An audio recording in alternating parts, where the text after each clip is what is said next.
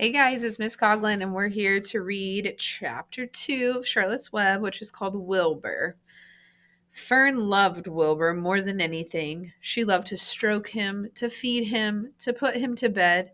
Every morning, as soon as she got up, she warmed his milk, tied his bib on, and held the bottle for him. Every afternoon, when the school bus stopped in front of her house, she jumped out and ran to the kitchen to fix another bottle for him. She fed him again at supper time and again just before going to bed. Mrs. Arabelle gave him a feeding around noontime each day when Fern was away in school. Wilbur loved his milk, and he was never happier than when Fern was warming up a bottle for him. He would stand and gaze up at her with adoring eyes. For the first few days of his life, Wilbur was allowed to live in a box near the stove in the kitchen. Then, when Mrs. Arabelle complained, he was moving to a bigger box in the woodshed. At 2 weeks of age, he was moved outdoors. It was apple blossom time, and the days were getting warmer. Mr. Arabelle fixed a small yard, especially for Wilbur, under an apple tree, and gave him a large wooden box full of straw, with a doorway cut in it so he could walk in and out as he pleased. Won't he be cold at night? Asked Fern. No, said her father. You watch and see what he does.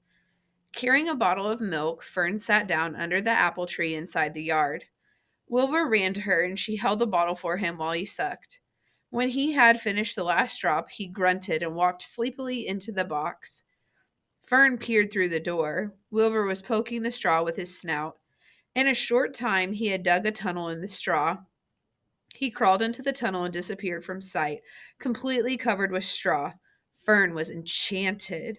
It relieved her mind to know that her baby would sleep covered up and would stay warm. Every morning after breakfast, Wilbur walked out to the road with Fern and waited with her till the bus came. She would wave goodbye to him, and he would stand and watch the bus until it vanished around a turn. While Fern was in school, Wilbur was shut up inside his yard. But as soon as she got home in the afternoon, she would take him out and he would follow her around the place. If she went into the house, Wilbur went too. If she went upstairs, Wilbur would wait at the bottom step until she came down again. If she took her doll for a walk in the doll carriage, Wilbur followed along. Sometimes on these journeys, Wilbur would get tired, and Fern would pick him up and put him in the carriage alongside the doll.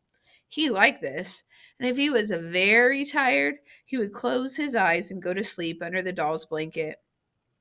He looked cute when his eyes were closed because his lashes were so long. The doll would close her eyes too, and Fern would wheel the carriage very slowly and smoothly so as not to wake her infants. One warm afternoon, Fern and Avery put on bathing suits and went down to the brook for a swim. Wilbur tagged along at Fern's heels. When she waded into the brook, Wilbur waded in with her. He found the water quite cold, too cold for his liking. So while the children swam and played and splashed water at each other, Wilbur amused himself in the mud along the edge of the brook, where it was warm and moist and delightfully sticky and oozy. Every day was a happy day, and every night was peaceful. Wilbur was what the farmers call a spring pig, which simply means that he was born in springtime. When he was 5 weeks old, Mr. Arabelle said he was now big enough to sell and would have to be sold.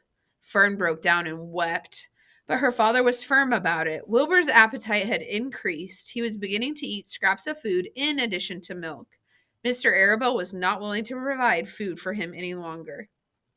He had already sold Wilbur's 10 brothers and sisters. He's got to go, Fern, he said. You've had your fun raising a baby pig, but Wilbur is not a baby any longer, and he has got to be sold. Call up the Zuckermans, suggested Mrs. Arabelle to Fern. Your Uncle Homer sometimes raises a pig, and if Wilbur goes to live there, you can walk down the road and visit him as often as you like.